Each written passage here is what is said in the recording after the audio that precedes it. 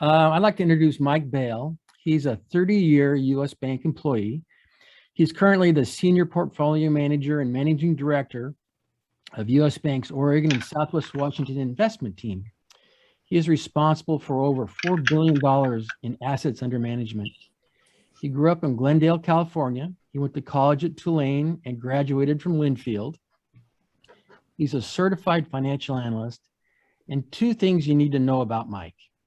One, he has swum from Alcatraz to a San Francisco beach. No, he did this as a choice, not as an escape. Two, in his 20s, he was on a TV dating game show. He won. And now, Rotarians, you win too, because Mike will discuss the financial markets and give us a great tip: buy low, sell high. Mike? Did he marry her? All right. Well, can everybody hear me clearly? We can hear you, but we cannot see you. Yeah, I'm not sure why. My camera looks like it's working, but The anyway. screen share works. Now, that said, my organization also has some guardrails around using Zoom. And so I actually do not have the ability to share my screen, but Pete has graciously offered to be my chart flipper. So thanks so much for that, Pete. And Pete, if you can go to the beginning of the presentation, the first page. It's up.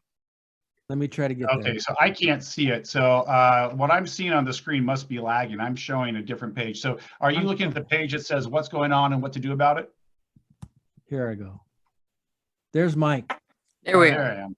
All right. Okay, so that's what I'm looking at. All right. So Pete, I'm going to use when I reference a page number, it's going to be the Adobe Acrobat page number that you'll see along the top of your screen. So we're on page 2 currently. Okay. Does that make sense?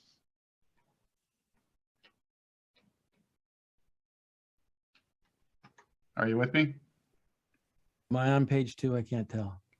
Yeah, so you are. We're going to go move it through it sequentially. Okay. All right, so you guys, there's so much that we could talk about. It was actually kind of hard getting down to a reasonable number of slides, and so the truth is I have too many, and so I'm going to go through them pretty quick. And then what I'm hoping is after I'm done that we'll open up for Q&A. So I'm going to go through pretty quick, but my theme here is what's going on, why it's going on, and what to do about it. I tried to put these slides in a logical order, but again, it was just there's so many goodies that I tried to grab when I was putting this together yesterday. This is a very, very up-to-date information, and I'll try to come to some conclusion. So Pete, let's move to well, that page you have right there. So this is the big change, and whenever there's a directional change in the markets or a perceived directional change, you have to ask yourself, what is it? And the big one that we're talking about today is fiscal and monetary policy from tailwind to headwind. This is the story of the Federal Reserve that's been providing unprecedented monetary support over the last couple of years during the pandemic, as well as the House and the administration and Congress providing fiscal support. That's starting now to pull back. Investors are concerned about it, and they rightfully should be so. That said, it's not quite time to get out of the pool. That's our overall view. So Pete, can you move to the next slide? It's not moving. Hang on. Bankers are slow. All right, there we go. All right, so upfront conclusions, I'll just focus on that first one. We are looking at a glass half full orientation, which means that we recognize there are risks out there for sure. There's inflation, there's higher rates, there's COVID, of course, there's policy risk, there's geopolitical risk. That stuff is all out there. It's well documented. It seems like it's relatively well understood by the market. But at the same time, we are really at an unprecedented time in economic growth. The economy, the real economy, as far as GDP growth, as far as the wage situation, as far as the job market, is as good as it's been in the 30 years I've been sitting in this chair. And so that's kind of exciting too. And so we have these two forces going toe to toe. And our feeling is that the economic growth force is going to win out, at least for the time being. Okay, that's not going to last forever, but for at least for the time being, we're saying glass half full. All right, next page, Pete. All right, so just to level set, here's the S&P. And this is the part of the reason why investors have angst is, here we are at all-time highs. And it kind of seems odd that we're all at all-time highs after going through a couple of years of a pandemic economy. That said, here's where we are. The market, in my mind, is being quite rational. It's following earnings. Earnings have been surging. And so, again, the main reason why you own stock is for your share of corporate earnings, and earnings growth has been surging. So that's a level set though on the level of the market. Next page. And what's striking is if you look at, I'm going to draw your attention to the 2021 column. So the third column over, you can see a 2021 performance, the S&P was up 28.7%. That's really quite remarkable. Note that the MSCI EFA, which is international, that number right below it was only up 11.8. So a pretty big gap between US and international, while the emerging markets were actually negative last year. And again, that's the biggest spread that I can ever remember seeing, over 30% difference between the US and emerging markets. It just goes to show you the global view, the view in the investment world. When the going gets tough, you head to the economy that's the most resilient. That is really the envy of the world, and that's our economy. And so investors have spoken with their feet and chose to put money in the S&P. Now, 21 performance was great, but it was also on the backs of pretty darn good numbers in 2020 and 2019. So here we are 3 years in a row of really outside performance. And so the question is reasonable: what happens next? Okay, and I'll talk about a little bit about that. But first of all, how do we get here? What got us to this really solid performance in the S&P? And so on the next slide, one of the main culprits is the Fed.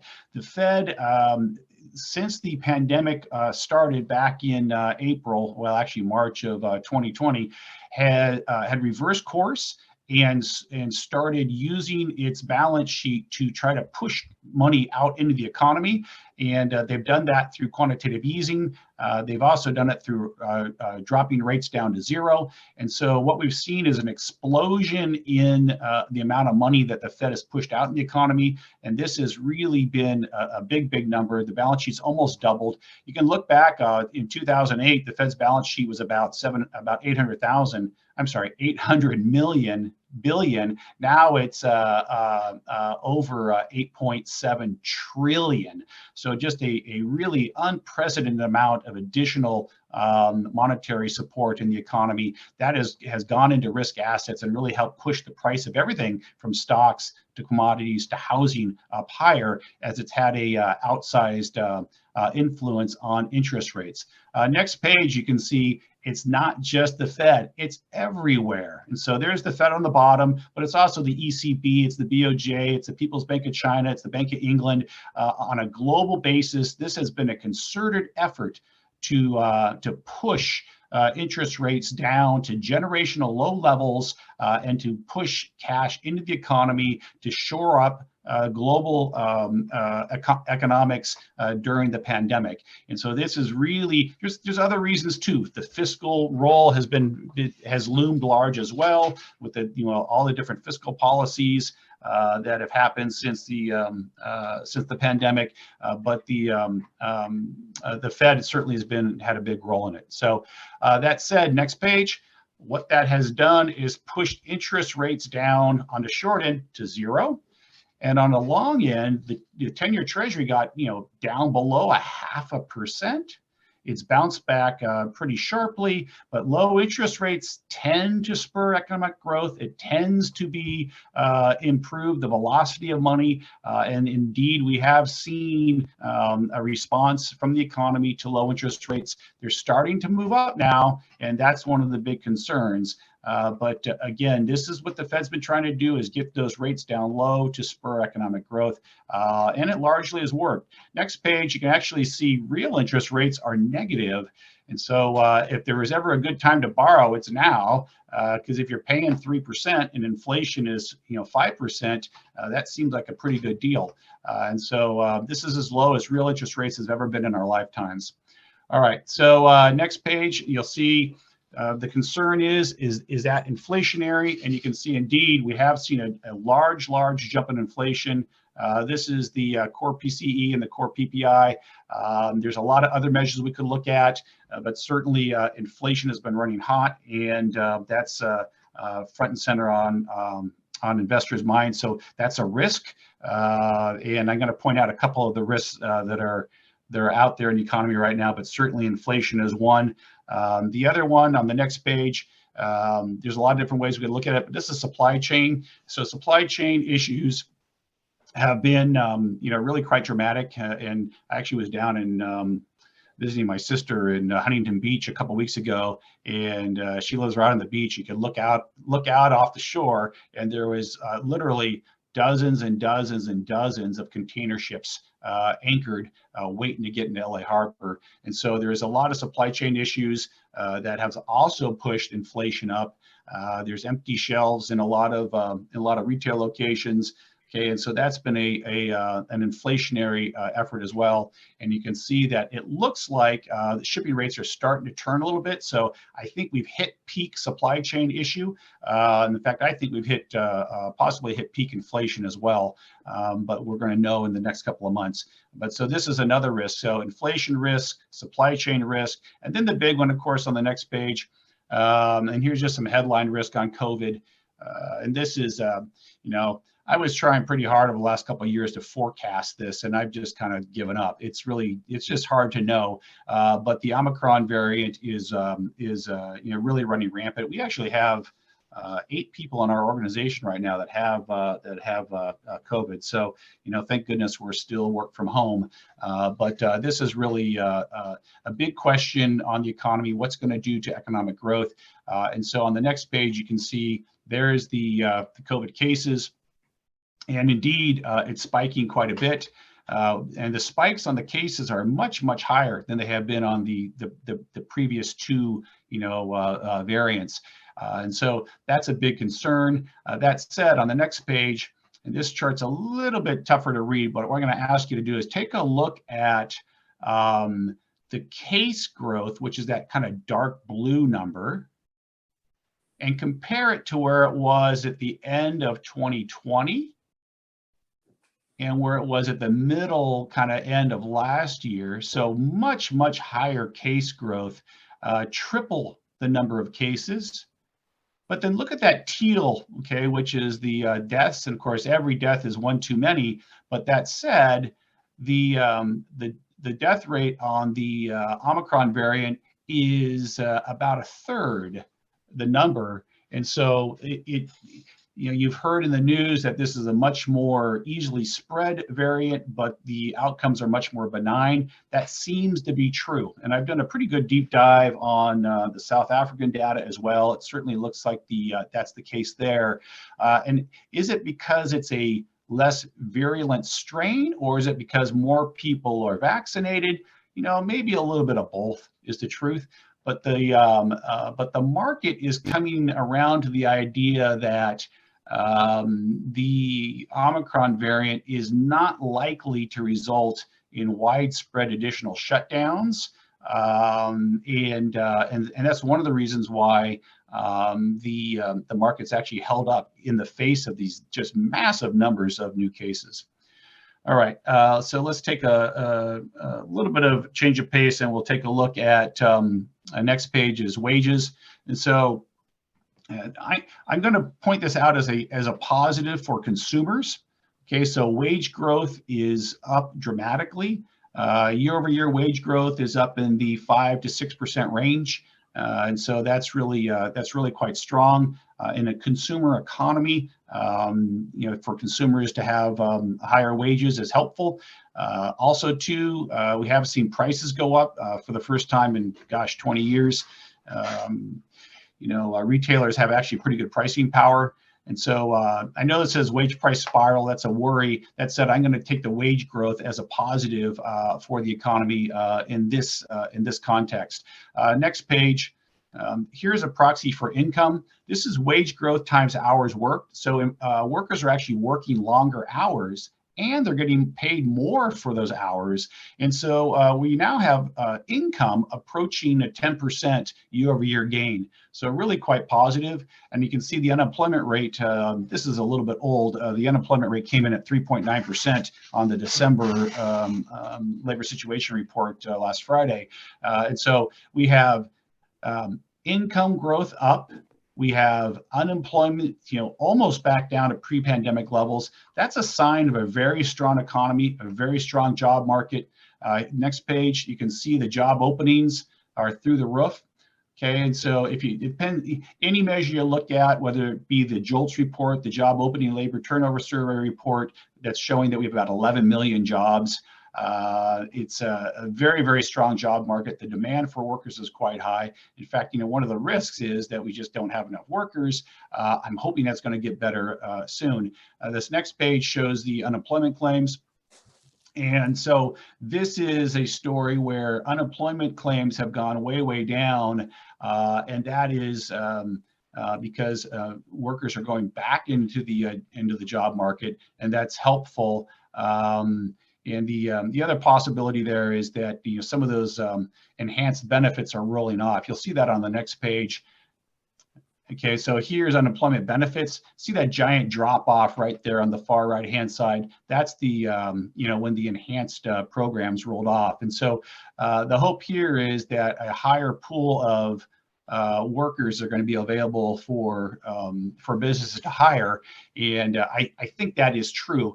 Now, part of it, the noise is, even though this is going on, the increase in the COVID cases are keeping some of those employees away, right? And it's either because they're worried, or because they can't get childcare, or because the companies aren't fully ramping back up yet. And so there's a lot of noise in this, but I suspect we're going to see some actually very, very, very strong job growth over the next couple of months. Of course, time will tell. And next page, you can see it's not just in the US, there's Canada. Canada's actually back to pre-pandemic levels of employment. So very, very strong. Of course, a commodity-based, resource-based economy. That's not too much of a surprise. And then there's the layoffs down below. The story on layoffs is there just aren't any, really. It's companies are very loath to lay anybody off in the current environment, because it's so hard to get anybody to come back. So what I really would like to just say is this paints a picture of very strong job market, which is very good for the consumer. It helps shore up consumer balance sheets. Okay. The negative, of course, is inflation. And that is an issue that we're dealing with for sure. And it's really not inflation per se. It's the interest rate reaction to inflation that starts to slow the economy. Next page. And on this chart, I'm going to ask you to focus on that left-hand side, the labor force participation rate. And what you'll see there is pre-pandemic, we were at 63.3% on labor force participation. So, a decent number. That number plummeted during the pandemic. It's bounced back pretty well. This is key. We need to, the hope is that higher wages starts pulling people back into the market to be employed. And I believe that is true. But again, there's a lot of noise around COVID and not being able to get childcare, what have you. So we're going to watch that participation number. I do think that there's a significant number of people have just left the job market permanently. And part of that I'll actually touch on in just a bit, but that participation number is key to watch. I think it's going to continue to keep increasing, and that should be helpful. not only to fill the openings, but also to help keep wages under control, and not keep going up to the rate they are. All right, so next page, here's bank loans.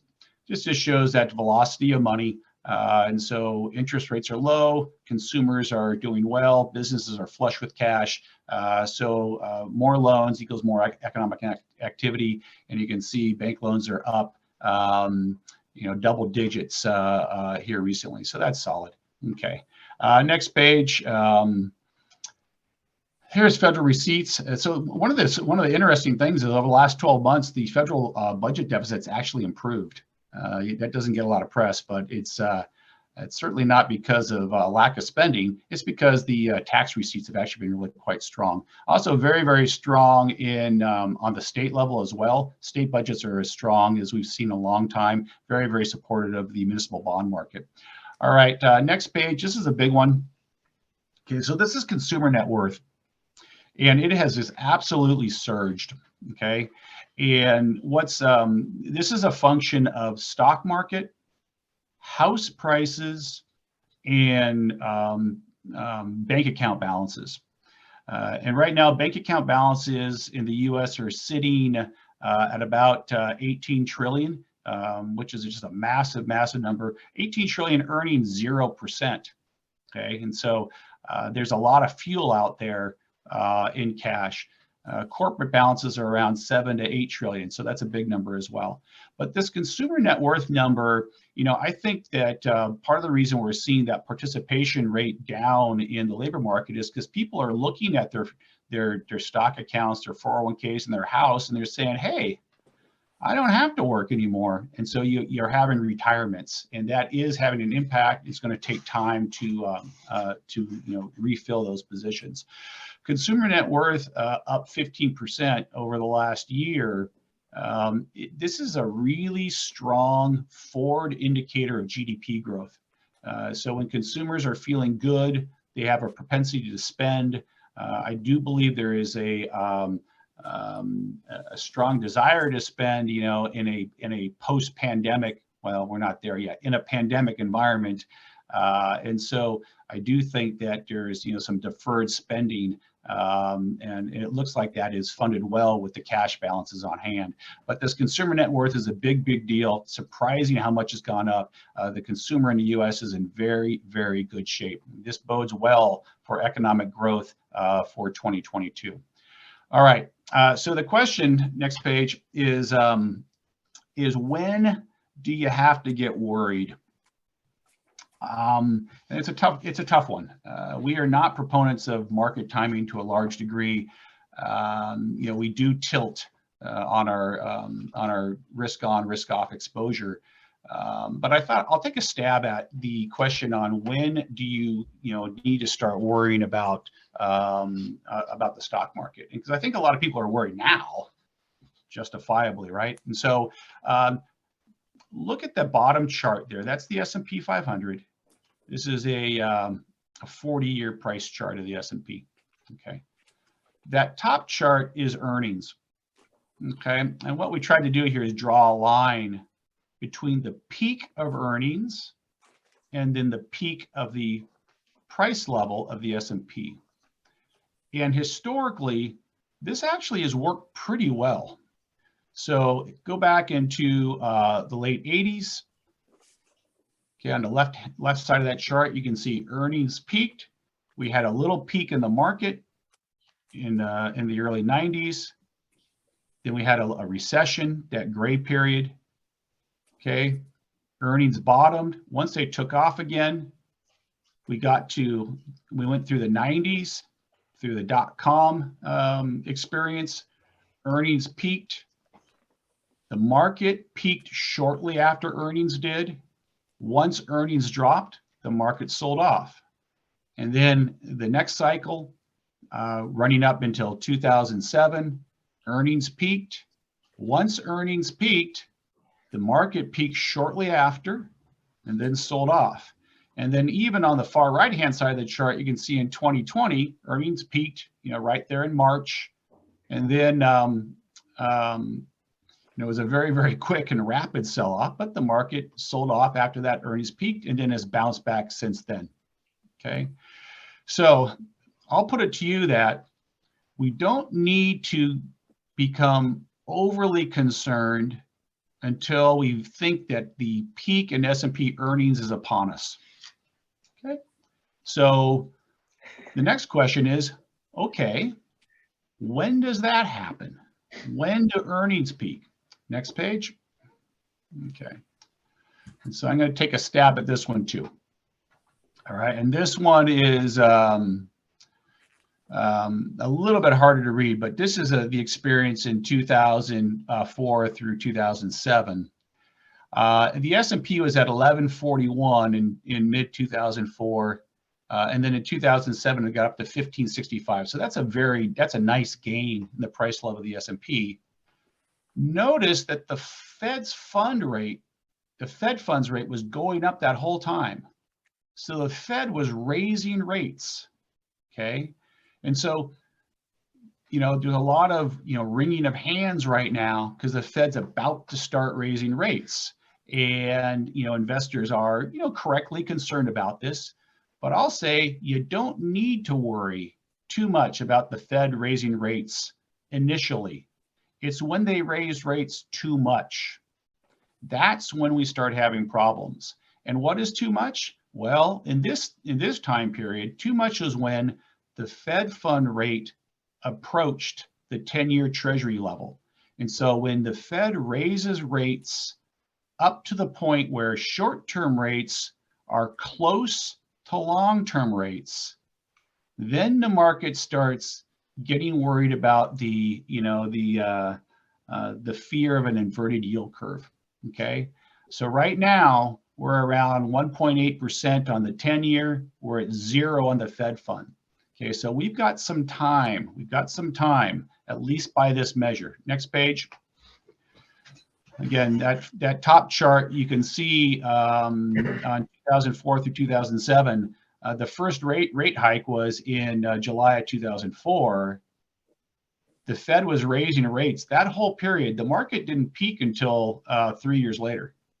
Okay, and so again, just because the Fed's raising rates doesn't mean the market is going to tank. And you can see 2016 to 2018, some up and downs for sure. But the first Fed rate hike was in December of 2016. The market didn't peak until a year and a half later, after an additional 30%.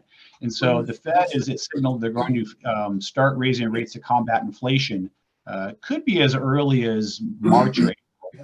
They could have 3 or 4 hikes this year. Okay, they're probably going to have an equal number of hikes next year. I wouldn't get too worried about it until they start overdoing it and they start constricting economic activity by pushing rates up too high. And so that's really kind of my summary is stay the course for now. And we can talk, growth versus value and large cap versus small cap and U.S. versus international if you like. But the market will likely have some sort of reaction to the first Fed rate hike, but that is not enough to slow down earnings. We think earnings growth this year is going to be somewhere in the 10% range. We also think that price earnings ratios are likely to pull back a little bit from the lofty levels they're at.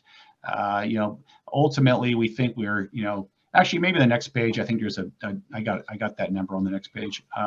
So on this chart there's a lot here. Look at the PE estimated multiples on the far right hand side on the top part there. You can see 2022. This is consensus estimates. 21.2 times earnings versus next year 21.2. So we do think, or the market feels there's going to be a contraction in PEs. That makes sense.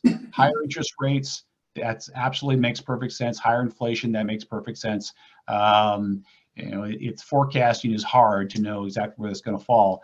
But as long as we continue to have earnings growth, the market is probably in relatively good shape. Albeit we're not going to have a year like we had last year. We're looking for much more modest returns. We'll be happy with a mid-single digit type returns on the S&P this year. I will put out a cautionary slide. Go 2 slides forward, Pete. This is just, if you want to try your hand at market timing, good for you. Good luck with that. This is a 30-year period from 1990 through the end of last year. If you stayed invested that entire 30-year period, you'd have, and you put $10,000 in the market, you'd have a 10.7% return. At the end of that 30 years, your 10,000 would be 263,000. So that's a pretty whopping return on your investment. If, however, you missed the 10 best days of that 30-year period, so 10 days out of 30 years, okay, the amount of money that you'd have on that second bar there gets cut in half. And so market timing is fraught with risk. And we would recommend that long-term investors keep that discipline. But be vigilant on your earnings levels, and nothing is set it and forget it forever.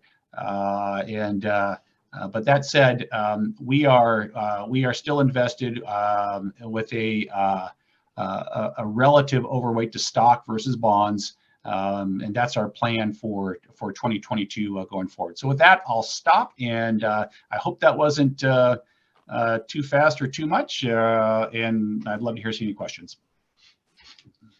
So, are there questions? Ron Atwood? Thank you.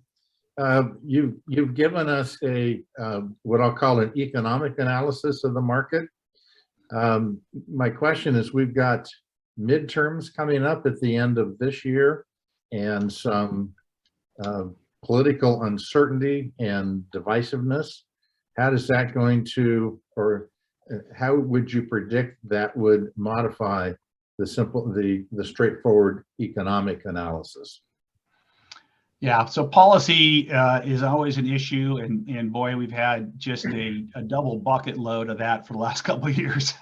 And so on a historical basis, midterm election years are actually remarkably good for the market. And that's because, ahead of the midterm elections, the administration in power wants to stay in power. And so the spigots usually get turned on from a fiscal perspective. And so historically, it's actually been a positive. That doesn't mean it's going to be this year, but I do not think that the elections are going to be a reason for the market to miss this year. There will be, there's going to be noise around election-driven news, around policy-driven news. It can be specific to industry, but that's not a reason to fear the market. If anything, the historical experience is supportive. Thank you. Brandon? Yeah, thanks for this. I was just curious, how much of the high inflation that we're experiencing do you attribute to higher wages versus supply chain constraints and other thing, and how do you see that playing out in 2022? Yeah, that's a great, so those are both great questions. On the so the inflation issue, you got to be careful what you wish for, right? I mean, the Fed has been trying to create a little bit of inflation for, gosh, maybe for 30 years. So now they got it.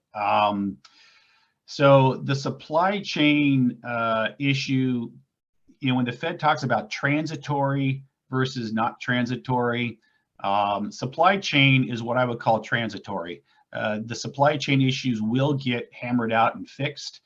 We will see, actually, I was in Scottsdale a month ago, and I drove out kind of North Scottsdale, where Taiwan Semiconductor is building a $12 billion fab. It's just unbelievable. I think it's 1,500 acres, and they had 25 of the big cranes out there.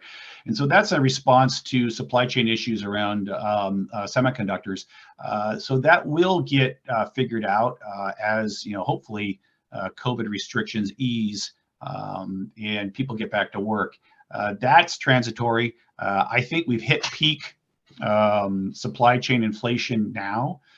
The wage growth, that's not so transitory. You can't undo that. And so you can't unraise people's wages. And so that's going to have a built-in higher cost structure for businesses. So that's quite sticky. My view has always been that you can't get true inflation without wage growth. And so I think that what's different this time around is we've got wage growth and it's pretty sharp. And so I think this inflation is going to stick around for a while. I do think that a couple of quarters out, we're going to start seeing it come down a little bit and then flatline for a while. It's hard to say. It's hard for me to put a percent on how much has been wage growth and how much has been supply chain. I think it's all I'll say is that the supply chain is transitory. The wage growth is quite a bit more sticky. Richard Lazier. Mike, thanks for a great presentation. And do you think this is a good time for us to invest in pork bellies? It's always a good time for pork bellies. So I smoke my own bacon, so I would take physical delivery on that. So, Thank you. yep. Okay, 2 more questions. Shantu. Yes, how does the I bond compare with the other municipal bonds in investment and safety? Yeah, so that's a good question too. So I bonds are an inflation protected. You're talking about inflation protected bonds, correct? Right. Yeah, so it's a unique debt instrument in that every 6 months the par value is adjusted by CPI, and so historically, the view is that you buy those as an inflationary hedge. I think if you had done that a year ago, a year and a half ago, you'd be really quite pleased right now. The issue is that trade has not been lost on the market, and so those bonds are very, very, very expensive to where the yields are so low. Even a CPI adjustment doesn't really increase the yield that much. So I think that like most of the Treasury market, that looks quite expensive. So that said, it's a Treasury, so it's full faith in security. And so it's a very high quality, low risk investment, but it's not particularly attractively priced. It gives a 7% interest right now for $10,000 per person. So I can't speak too much of that. So that's the Treasury Direct bond. I'm actually talking more about the tips. Oh, So, I see. Okay. yeah, I was talking more about the tips. Yeah, and I actually had a client tell me that as well, that it had a really kind of seemed almost impossibly high interest rate, but I got to be honest, I haven't looked into that. So, Phil Jucklin. Yeah, thanks, Mike. Great presentation. There's been a lot of stimulus over the last couple of years, and I suspect there's quite a bit of it that is still left over to be spent. And then you add into that the infrastructure money, which hasn't really been distributed yet, as far as I know. Do you have a sense of how much stimulus is still out there, and then what the infrastructure is that going to have a major impact on the market? yeah, so another great question. So the fiscal stimulus, a lot of the shorter term programs around enhanced unemployment benefits, the payments that were going out to individuals, a lot of that is largely done, but not all of it. The child credit payments are continue to go out. The other thing I'll point out is monetary stimulus works with a significant lag. Typically, monetary stimulus has anywhere from a 12 to 18-month lag, and so the things that the Fed was doing 6 months ago haven't actually even been felt in the market yet. And so your point is a good one. Even though the Fed is pulling pulling back on their stimulus, this does work with a lag, and so we're going to continue to see the benefits of that for several quarters going forward. As far as the infrastructure spending, curiously, this doesn't seem to be fully priced into a lot of those stocks, and so I think there's some interesting play there. That's a much longer draw out. That's a 5+ year spend on some of these infrastructure industries, and so that's going to be supportive for some time as well. So I guess the point is, this is not a case where monetary and fiscal policy is going away. It's just not as much. In an environment where GDP growth is looking as good as it's been for 20+ years, and the economy looks fairly self-supporting, that sounds pretty good. So I'm fairly bullish on the economy. The big question is just prices, right? That's the issue. So Mike, thank you. Thank you for a really interesting program, and for helping us look into a future which is really hard to look at. Look into Well, it's tough. And guess. Hey, so super impressed with you guys. Great questions. I love the Pledge of Allegiance. That hits me right in the heart, and I just can't thank you enough for having me and spending some time today. Thanks. Well, we